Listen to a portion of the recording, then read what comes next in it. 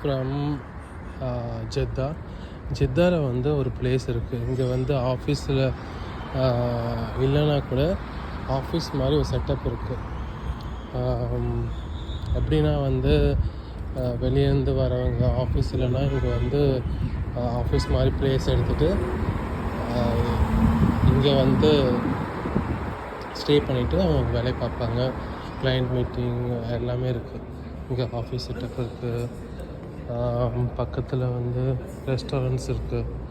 So மேலே ஃபுல்லாக ஒரு ஆஃபீஸ் வந்து வாடகை எடுத்துருக்க மாதிரி. அப்படின்னா வந்து 1 டேக்கு வந்து இங்கே தங்கி இருந்துட்டு வேலை பார்க்குற மாதிரி. அவங்களுக்கு எல்லாருக்கும் வந்து ஆல்ரெடி செட்டப்பாக இருக்கும். அவங்க ஜஸ்ட்டு வந்து ஹோட்டலில் ஸ்டே பண்ணுற மாதிரி இங்கே வந்து ஸ்டே பண்ணிவிட்டு ஒர்க் பண்ணிவிட்டு யூஸ் பண்ணிக்கலாம். இது ஃபுல்லாக அப்படி தான். அது பக்கத்தில் அதுக்கேற்ற மாதிரி வந்து இது ரெஸ்டாரண்ட்ஸு எல்லாமே இருக்குங்க. ஸோ வி கேன் சி இது செட்டப் எல்லாம் வந்து ஜித்தாவில். ஸோ அதே மாதிரி தான் பாருங்கள்.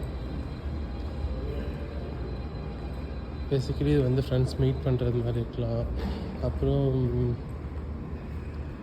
அந்த ஆஃபீஸில் வந்து வெளியே இந்த காஃபி ஷாப் மாதிரி இருக்குது. அது வந்து நம்ம காஃபி பே பண்ணிவிட்டு நம்ம ஸ்டே பண்ணுவோம். ஆனால் இங்கே வந்து பே பண்ணிவிட்டு ஸ்டே பண்ணிட்டு ஒர்க் பண்ணுற மாதிரி ப்ளேஸு. இப்போ நம்ம அதிக நியூஸ் பார்க்குறோம். இதை மாதிரி சைனாவில் வந்து அன்எம்ப்ளாய்மெண்ட்டு கம்மியாக இருக்கிறதுனால எல்லோரும் காசு கொடுத்து அங்கே தங்கியிருந்து வேலை பார்க்குற மாதிரி வந்து ஃபோட்டோ போடுறாங்க, ப்ரொஜெக்ட் பண்ணுறாங்க. அதே கான்செப்ட் தான் இங்கே வந்து எல்லாமே இருக்குது. இங்கே ஆஃபீஸில் வந்து அது மாதிரி இங்கே ஆஃபீஸ் இருக்குது. இங்கே ஆஃபீஸில் வந்து நம்ம பே பண்ணிவிட்டு இங்கே ஸ்பேஸ் எடுத்துகிட்டு ஒர்க் பண்ணிவிட்டு பார்க்க வேண்டியதான். வெளியூர்லேருந்து வரவங்க, வெளிநாட்டுலேருந்து வரவங்க இப்போ ஆஃபீஸ் இல்லைன்னா இங்கே வந்து தங்கிட்டு ஒர்க் பண்ணுவாங்க. அவங்க அதான் இந்த செட்டப். அவங்களுக்கு ஏற்ற மாதிரி ஆஃபீஸும் இருக்குது. அதுக்கேற்ற மாதிரி வந்து ஹோட்டல் எல்லாமே இங்கே இருக்குது. லைக் மால் அண்ட் ஆஃபீஸ் மாதிரி.